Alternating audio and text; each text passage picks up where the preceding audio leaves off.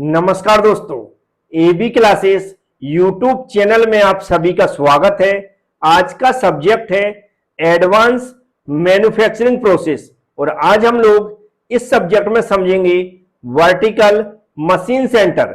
Vertical machine centre किसे कहते हैं, इसमें कौन कौन से कंपोनेंट यूज किए जाते हैं और उन कंपोनेंट का क्या फंक्शन होता है, सब कुछ समझने के लिए वीडियो पूरा देखें। जो मैं समझाऊंगा उसको ध्यान से सुने, समझ में जरूर आएगा।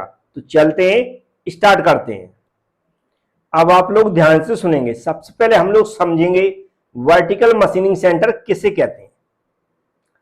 इससे पहले हम लोग सीएनसी मशीन को बहुत अच्छे से समझ चुके हैं।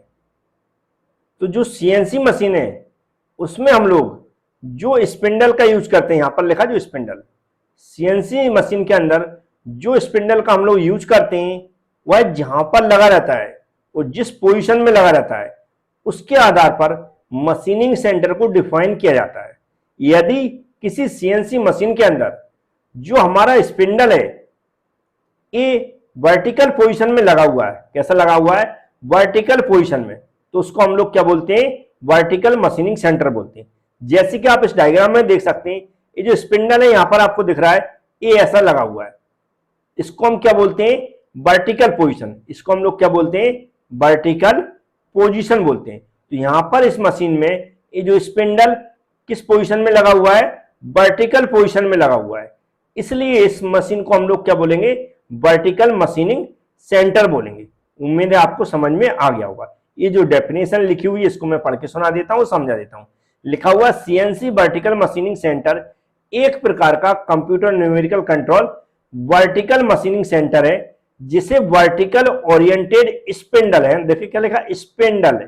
ये जो स्पिंडल है इसकी बात कर रहा है। स्पिंडल जो ऊपर से वर्क टेबल पर लगे वर्कपीस तक पहुंचते हैं और टूल मैगजीन सिस्टम और ऑटोमेटिक टूल चेंजर से लेस होते हैं। तो क्या लिखा था यहां पर, जिससे वर्टिकल ओरिएंटेड स्पिंडल होते हैं। कैसे होते हैं, वर्टिकल ओरिएंटेड स्पिंडल होते हैं, जिसका मतलब क्या होता है, जो स्पिंडल है वो किस पोजीशन में लगा रहता है, वर्टिकल पोजीशन में लगा रहता है। इसलिए इस मशीन को हम लोग क्या बोलते हैं, वर्टिकल मशीनिंग सेंटर बोलते हैं, या फिर हम लोग क्या बोल सकते हैं, ऐसा लिखा है यहां पर सीएनसी वर्टिकल मशीनिंग सेंटर बोल सकते हैं। उम्मीद है आपको समझ में आ गया होगा। सिर्फ हमें इतना याद रखना है कि जब सीएनसी मशीन में जो स्पिंडल हम लोग यूज करते हैं यदि वह वर्टिकल पोजीशन में लगा हुआ है तो उसको हम लोग क्या बोलेंगे, वर्टिकल मशीनिंग सेंटर बोलेंगे। अब यहां पर जो डिफरेंट टाइप्स के आपको कंपोनेंट दिख रहे हैं इन सबको मैं एक एक से एक्सप्लेन करता हूं और उनके फंक्शन समझते हैं। तो यहां पर जो कंपोनेंट है कम से कम उतने तो समझ लेते हैं। जैसे कि यहां पर बेड लिखा हुआ है, बेड कास्ट आयरन का बना रहता है। ये बेड है, ये मजबूत होता है क्योंकि इस पर पूरी जो मशीन है, चाहे वो कॉलम हो, चाहे टेबल हो, वर्कपीस हो, सैडल हो, स्पिंडल, सबका वेट किसके ऊपर पूरा आता है, लास्ट में बेड के ऊपर आता है। तो ये मजबूत होता है, कास्ट आयरन का बना रहता है। इसमें सैडल, इसमें क्या बोलते हैं, इसमें खांचे टाइप के कटे रहते हैं जिसके ऊपर क्या लगा रहता है, सैडल लगा रहता है। क्या लगा रहता है, सैडल। ये जो यहाँ पर दिख रहा है चबूतरा टाइप का, इसको क्या बोलते हैं हम, सैडल बोलते हैं। यह किस डायरेक्शन में मूवमेंट कर सकता है, बाई डायरेक्शन में ऐसा मूवमेंट कर सकता है। मतलब हम इधर को खिसका सकते हैं और इधर को भी खिसका सकते हैं, तो इधर को जा सकता है और इधर को आ सकता है। इसको हम क्या बोलते हैं, बाय वाई एक्सिस बोलते हैं। और किस पे, इस पे स्लॉट कट होते हैं, किस पे, बेड के ऊपर स्लॉट कट होते हैं। तो उसी स्लॉट में क्या कर सकता है, जो हमारा सैडल है ये हमारे बेड के ऊपर जो स्लॉट कट रहते हैं उस स्लॉट की मदद से इसको हम बाई डायरेक्शन में इसका मूवमेंट करा सकते हैं। उम्मीद है सैडल का फंक्शन आप समझ गए होंगे। अब सैडल को बाई डायरेक्शन मूवमेंट तो करा सकते थे, लेकिन कब कराते हैं, तो जब कराते हैं जो यहाँ पर वर्कपीस दिख रहा है, ये वर्कपीस है, ये जो वर्कपीस लिखा हुआ है, इसको पोजीशन देने के लिए, क्योंकि टूल इस पे ऑपरेशन करेगा तो टूल सही से ऑपरेशन कर सके, उसके लिए हम लोग क्या कर सकते हैं, वर्कपीस को टूल के पास ले जाते हैं, या वर्कपीस राइट डायरेक्शन में वर्कपीस के ऊपर हमारा ऑपरेशन हो सके तो उस पोजीशन में ले जाने के लिए हम इसको बाई डायरेक्शन में, मतलब इधर ले जा सकते हैं और इधर इसको बाहर खींच सकते हैं। किसकी मदद से, सैडल की मदद से। फिर सैडल के ऊपर लगा रहता है टेबल। क्या लगा रहता है, टेबल। क्या लगा रहता है, टेबल। अब ये टेबल के ऊपर ही वर्कपीस रखा रहता है, याद रखें, टेबल के ऊपर ही वर्कपीस रखा रहता है। तो वर्कपीस को मान लो हमें मतलब इधर की ओर या फिर इधर की ओर ले जाना, थोड़ा बहुत इधर उधर खिसकाना है, जिससे इस पर होल हो रहा है या कोई कट हो रहा है, स्लॉट कट हो रहा है, कोई भी ऑपरेशन हो रहा है तो वह सही से ऑपरेशन हो सके, सही पे टूल की पोजीशन में आ सके। तो हम क्या कर सकते हैं, एक्स, इसको डायरेक्शन क्या बोलते हैं हम, एक्स एक्सिस, यहाँ पर लिखा है एक्स एक्सिस। तो एक्स एक्सिस में हम इसको क्या कर सकते हैं, टेबल के थ्रू वर्कपीस को मूवमेंट करा सकते हैं। तो टेबल यहाँ मूव होगी, वर्कपीस नहीं याद रखें, टेबल मूव होगी एक्स डायरेक्शन में, मतलब इधर की ओर या फिर इधर की ओर।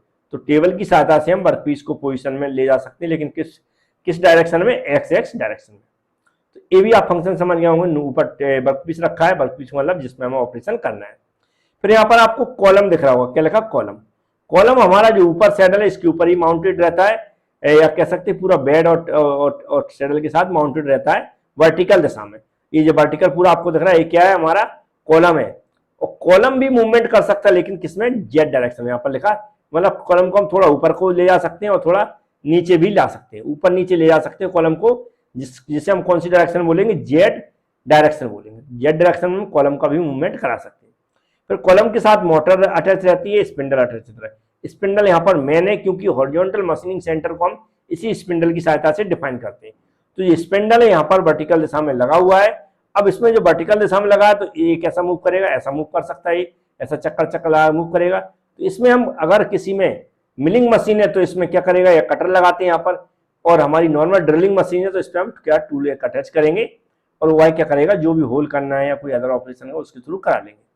अब इसमें क्या लगी जाती है, टूल मैगजीन लगी जाती है। टूल मैगजीन का मतलब है सीएनसी मशीन ऑटोमेटिक तरीके से चलती है। ऑटोमेटिक तरीके का मतलब है जो टूल भी चेंज करना है बीच में कोई अदर ऑपरेशन के लिए, तो वो भी हम कंप्यूटर में जो भी हम कोड यूज करते हैं उनके थ्रू टूल को चेंज कराते हैं। तो टूल ऐसा नहीं हाथ से निकाला जाता है फिर उसको लगाया जाता है, ऐसा नहीं करते।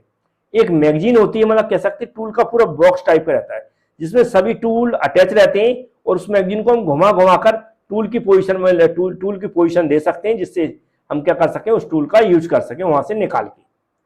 तो वो भी हम किससे करते हैं, टूल चेंज भी हम कोड से करते हैं। जो प्रोग्रामिंग करते हैं उसमें हम कोड यूज करते हैं टूल चेंज करने के। कौन सा टूल लेना है वो भी हम उसमें परिवर्तन करते हैं कोड के थ्रू ही। ये सब कुछ किसके थ्रू होता है, कोड के थ्रू, मतलब ऑटोमेटिक तरीके से एक कंप्यूटर से हम लोग करते हैं।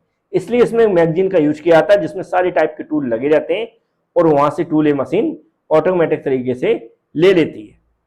तो ये उम्मीद है आप समझ गए होंगे कौन कौन से पार्ट्स होते हैं, किस तरह इनकी क्या क्या फंक्शन है, और इसकी जो भी डिटेल्स है, इसकी कैसे लिखना है, कौन कौन से पार्ट्स हैं, सब कुछ मैंने पीडीएफ के अंदर लिख दिया है हिंदी और इंग्लिश में।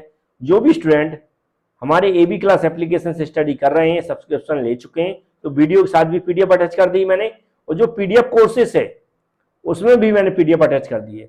यदि आपको लगता है कि मतलब आपको सभी बहुत सारे लेक्चर हैं जो आपको चाहिए प्रॉपर तरीके से, तो एप्लीकेशन में जमे हुए हैं, क्योंकि यूट्यूब चैनल पर हम इस हिसाब से पढ़ाते हैं कि सारे सेमेस्टर कवर हो चुके हैं, और भी बच्चे, बहुत सारे बच्चे पढ़ते रहते हैं, तो वीडियो थोड़ा थोड़ा धीमे धीमे आते हैं, लेकिन आते जरूर हैं। तो यहाँ पर आप कॉन्टेक्ट करके आप कोई भी जानकारी ले सकते हैं। कोई आपको डाउट लग रहा है किसी भी चीज़ में जानकारी लेना है, या फिर डिस्क्रिप्शन बॉक्स है उसमें मैंने एक वीडियो की लिंक दी है, 5th सेम ऑल सब्जेक्ट लिखा होगा, पीडीएफ और वीडियो कोर्सेज। उस वीडियो की जो लिंक दी उस पर क्लिक करें और वीडियो पूरा देख लें। उसमें जो प्रोसेस बताई है, एप्लीकेशन की प्रोसेस बताई गई है कि एप्लीकेशन कैसे डाउनलोड करना है, कैसे उस कोर्स को देखना है, कैसे उस कोर्स को परचेज करना है। उम्मीद है आप समझ गए होंगे। Thank you friends.